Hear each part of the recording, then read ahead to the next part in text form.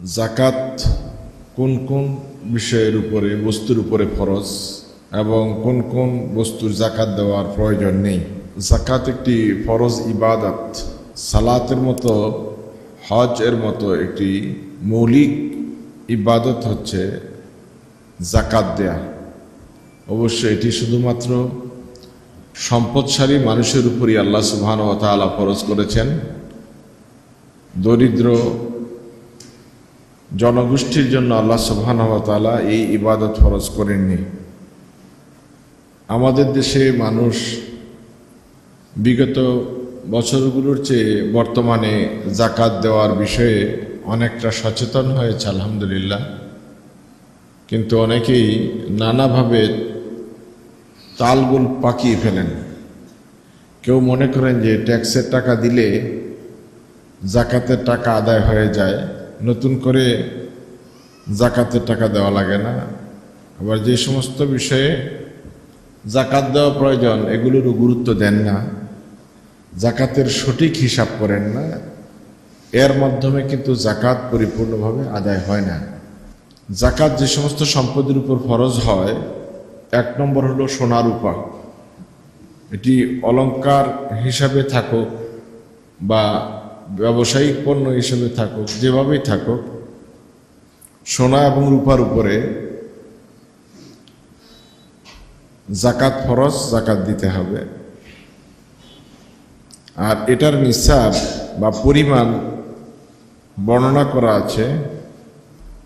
স্বর্ণের ক্ষেত্রে 7.5 ভরি এবং রূপার ক্ষেত্রে 52 ভরি উল্লেখ করা হয়েছে।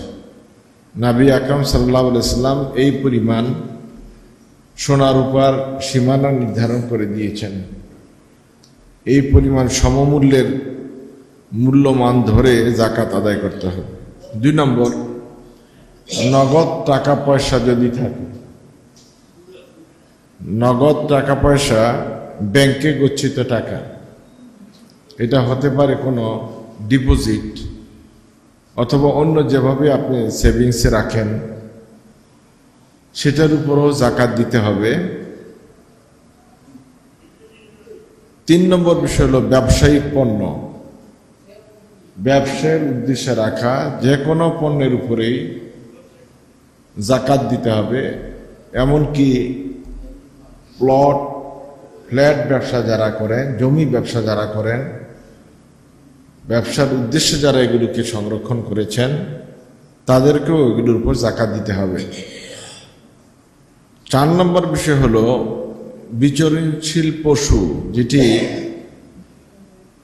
মানে খোলা জায়গায় প্রতিপালিত হয়, যেমন উট, গরু, ছাগল, এগুলো যেগুলো মানুষ ব্যবসায়িক উদ্দেশ্যে প্রতিপালন করবে অথবা নির্দিষ্ট সংখ্যা পরিমাণ প্রতিপালন হবে, ওগুলোর উপরে জাকাত দিতে হবে। ওই পশু নয় যেটা দিয়ে হাল চাষ করে অথবা তার ব্যক্তিগত কাজ সারে, এই ধরনের পশু নয়।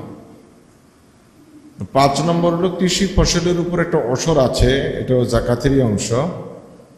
এই 5টি আইটেমে জাকাত দেওয়ার কথা বলা হয়েছে। সবগুলো বিষয়ের সাথে একটি শর্ত জুড়ে দেওয়া আছে, এটা হলো হাউলানুল হাউল, মানে 1 বছর আপনার মালিকানায় থেকে যাওয়া।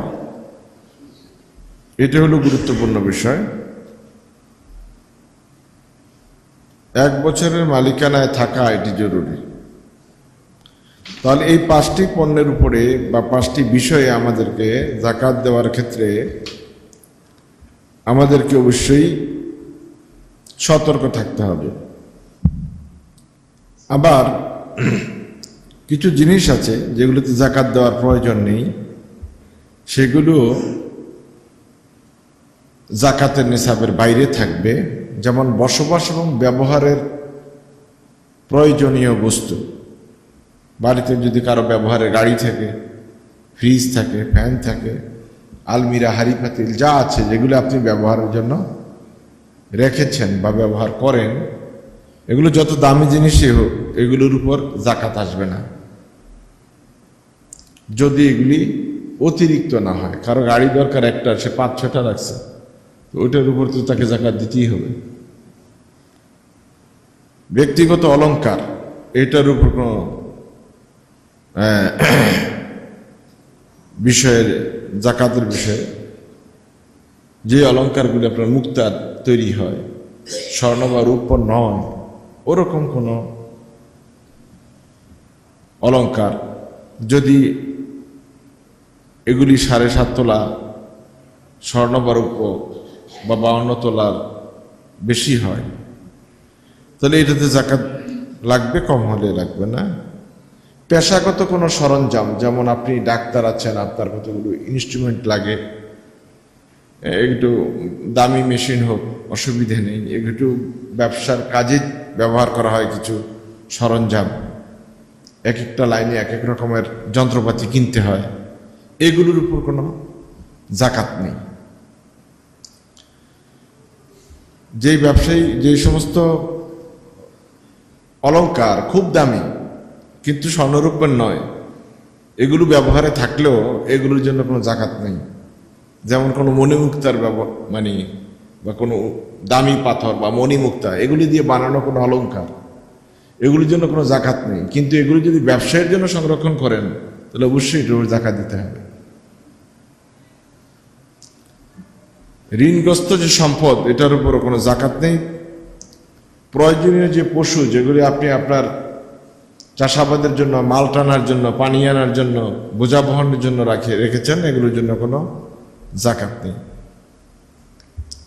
মোট কথা হলো, আপনার প্রয়োজনের বাইরে যা আপনি রাখবেন যে সম্পদ, এগুলি যদি 1 বছর আপনার কাছে ঘূর্ণায়মান হয়, আপনার মালিকানায় থেকে যায়, তাহলে ওই সকল সম্পদের উপরই আপনাকে জাকাত দিতে হবে।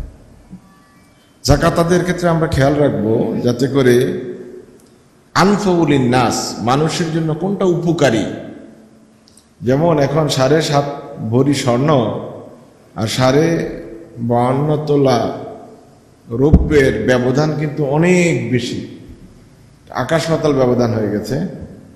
ওলামায়ে কেরাম রাদিয়াল্লাহু তাআলা আলাইহিম আজমাইন এজন্য বলেছেন যে এই দুইটা মূল্যের মধ্যে যেহেতু রৌপ্যের মূল্যটা সহনীয় এবং কম, আর ওই হিসাব ধরলে দরিদ্র এবং সাধারণ মানুষ বেশি উপকৃত হবে, সুতরাং ওই হিসাব ধরেই জাকাতটা করার জন্য ওলামায়ে কেরাম নির্দেশ দিয়েছেন। এতে করে সাধারণ মানুষ বেশি উপকৃত হবে। যেটা সাধারণ মানুষ কিভাবে জাকাত দিলে উপকৃত হয়, সেভাবে জাকাত দেওয়ার জন্য ওলামায়ে কেরাম রাদিয়াল্লাহু তাআলা আলাইহিম আজমাইন নির্দেশনা দিয়েছেন। কারণ নবী আকরাম সাল্লাল্লাহু আলাইহি ওয়াসাল্লাম যখন 7.5 তোলা স্বর্ণ আর 52 তোলার রূপের কথা বলেছিলেন, তখন কিন্তু দুটোর মূল্য সমান ছিল। এখন বিভিন্ন কারণে, বৈশ্বিক নানা কারণে স্বর্ণের দাম মাত্রা ছাড়িয়ে গিয়েছে। সুতরাং ওইটা যদি হয় তাহলে বহু সংখ্যক মানুষকে উপকৃত করা যাচ্ছে না। জন্য ওলামায়ে কেরাম রাদিয়াল্লাহু তাআলা আলাইহিম আজমাইন ওনারা মনে করেন যে জাকাতের হিসাবটা বর্তমানে রূপার টাকায় হিসাব করে, রূপার মূল্যমানে হিসাব করে দিতে বলা হয়েছে। সুতরাং আমরা চেষ্টা করব আমাদের সম্পদ থেকে যত বেশি দেওয়া যায় এবং যত বেশি মানুষ উপকৃত হয়, এই বিষয়টি আমরা খেয়াল রাখবো। আল্লাহ তাআলা আমাদেরকে জাকাত আদায় করার তৌফিক দান করুক, আমিন। আরেকটি প্রশ্ন রয়েছে, বর্তমানে একজন ব্যক্তির উপর কত টাকা থাকলে জাকাত দিতে হবে? আমাদের দেশের অনেকেই বড় বড় শিল্পপতি, কিন্তু তাদের কোটি কোটি টাকা ব্যাংক ঋণ থাকে। এমন ব্যক্তিদেরকে জাকাত দেওয়ার হুকুম কি? আলহামদুলিল্লাহ, সালাতু সালাম আলা রাসূলিল্লাহ, আম্মা বাদ। একজন ব্যক্তির উপর কত টাকা থাকলে জাকাত দিতে হবে, এটি একটু আগেই বললাম, যেটি আপনি 52 তোলা রূপার মূল্য পরিমাণ টাকা, আজকের বাজার দর হলো 6,780 টাকা 1 ভরি রূপার।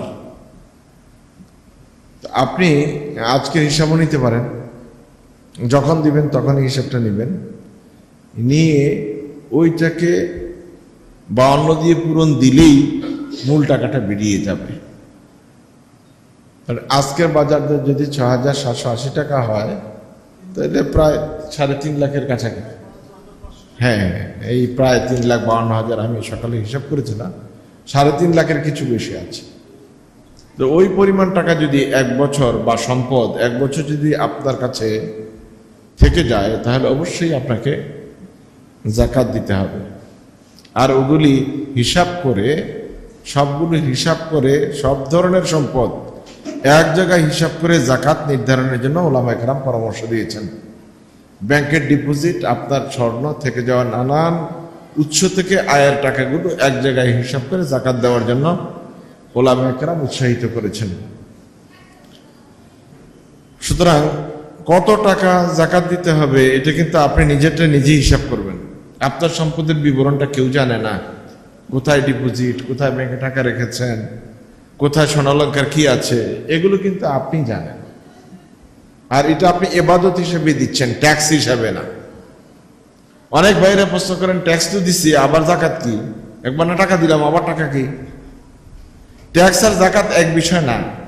ট্যাক্স হলো সরকার কর্তৃক নির্ধারিত একটি অর্থ, যেটি সরকার যেমন খুশি তেমন ব্যয় করতে পারেন রাষ্ট্রের কল্যাণে। রাস্তা বানাবেন, পুল বানাবেন, ব্রিজ দিবেন, হাসপাতাল দিবেন, আপনার বেতন দিবে, এই সব কিছু যেটা দিয়ে চলবে সেটা হলো সরকারি কর, ট্যাক্স। এটার সাথে যাকাতের কোনো সম্পর্ক নেই। সকল ট্যাক্স দেওয়ার পরেও আপনাকে যাকাত দিতে হবে, কারণ যাকাত হলো ইবাদত, এটা নির্দিষ্ট পরিমাণ মাত্রায় দিতে হবে। যাকাত এমন একটা নির্ধারিত সম্পদ যেটাকে বাড়ানোর সুযোগ নেই। শতকরা 2.5 টাকা দিবেন, এখানে 2.5 টাকা থেকে 6 টাকা করে দেওয়ার ক্ষমতা কারো নেই। এটা যত দিন বাড়বে, ধরেন এই বছরে 2.5 টাকা, আগামী বছর 3 টাকা, এরপরে বছর 4 টাকা বাড়াই দিবেন, এইরকম যাকাতের রেশিও বাড়ানোর কোনো সুযোগ নাই।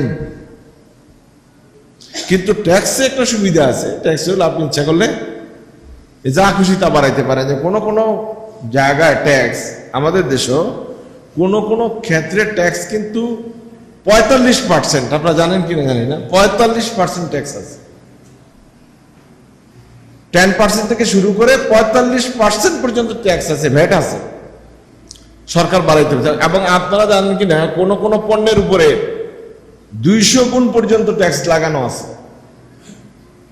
আমাদের দেশে যে গাড়িগুলি আসে, গাড়ির উপর ট্যাক্সের মাত্রা অনেক বেশি, যার কারণে জাপানে যে গাড়িগুলি মানে প্রত্যেক মানুষের একটা গাড়ি কিনতে পারে, আমাদের দেশে এটা সম্ভব হয় না।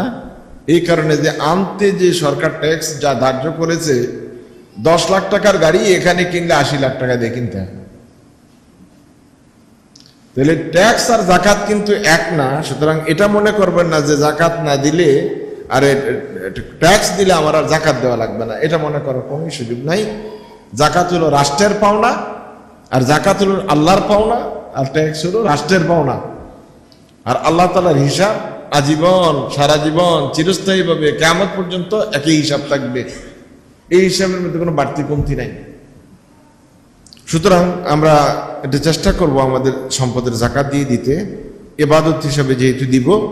সুতরাং কারো খুশি করার জন্য বা কাউকে ফাঁকি দেওয়ার জন্য, সম্পদ রেখে দেওয়ার জন্য নয়, আল্লাহ তাআলাকে সন্তুষ্টি করার জন্য। সঠিক হিসাবটা নিজে না বুঝলে কোন একজন আলিমের কাছে, কোন একজন অ্যাডভোকেটের কাছে আপনি পরামর্শ করতে পারেন যে আমার যাকাত কি পরিমাণ আছে সেটা হিসাব করে দেন।